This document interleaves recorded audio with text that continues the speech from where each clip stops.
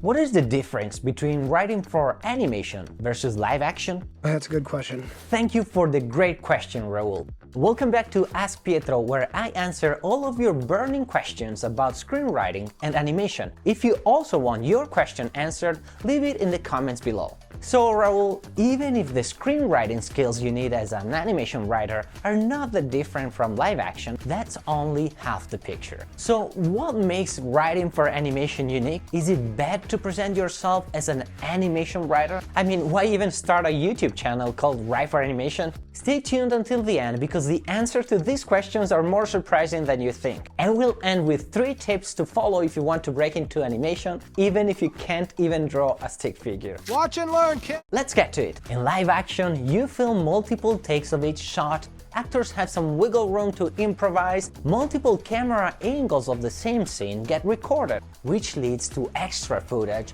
for when the film gets edited. In animation, every frame needs to be created from scratch. Every single prop needs to be modeled. Every micro expression of a character's face needs to be animated. Everything must be planned carefully.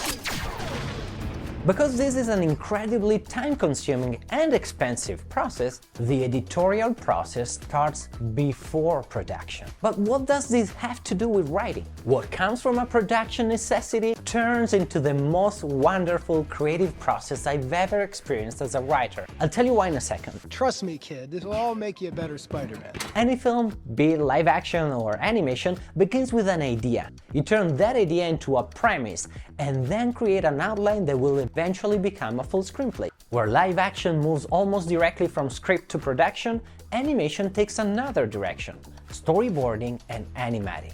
Storyboard is a series of images that illustrate the key moments in a narrative, basically a translation from what's written on the page to how it will look on the screen. Most live-action movies get storyboarded as well, but the animation process branches off in a fascinating way. Sketches, storyboards, and thumbnails get used to pitch sequences, scene and comedic moments. Wow. The director and the writer are involved in this process and work together with the story team to create an animatic. An animatic is a rough, simplified version of the entire film. It combines storyboard panels with temporary audio elements to visualize the final animation. It's an exciting and creative space where everyone shares their thoughts, ideas, and criticism to make the film better. As a writer, you'll work closely with the director and story artist to spot, improve, or fix any issues. I particularly enjoy working with story artists. They don't get enough credit for what they do. In fact, some of the greatest moments in animation were shaped in the storyboards before getting into the screenplay. Once the reels are in, they get edited together in a single video, which is usually screened to the entire crew. So you get to see the entire movie before it gets produced. I still remember the first time I sat down in the movie theater to watch an animatic of something I had written. It's a magical experience. So the reason this YouTube channel exists and the reason I present myself as an animation writer-producer is that I love the medium, the process, and the animation community. Before we get to the 3 tips on how to get into animation, if what you've learned so far sounds fascinating to you and you want to meet other animation storytellers like you, then join our monthly Write for Animation Academy sessions, where we talk about storytelling. You get access to exclusive material, and who knows, maybe you'll meet the writing partner or the story artist that will help you bring your story to life. Join now from the link in the description. I can't wait to see you at our next session. You're gonna be fine. I can help you.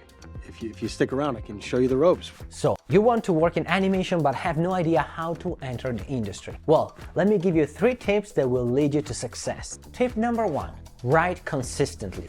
I promise that's the best way to be a better storyteller. You can keep yourself accountable and reward yourself by downloading my Write Everyday Challenge. I'll leave the link in the description. Tip number 2. Make connections. Most screenwriters will really benefit from knowing industry people. So instead of picking up another screenwriting book, get out there and make new friends. Make it a priority to attend animation events and communities, and I can guarantee you that it will lead to fantastic opportunities. Tip number 3. Develop other skills. Getting into an animation studio as a writer is incredibly difficult. Mastering other skills is a great way to get your foot in the door. Storyboarding, editing, 3D modeling, or even programming. This is also useful when the production moves to the next step. If you're really good at multiple things, then it's easier for a studio to keep you as part of their team. For example, having had years of experience as an editor has allowed me to work in editorial and edit animatics.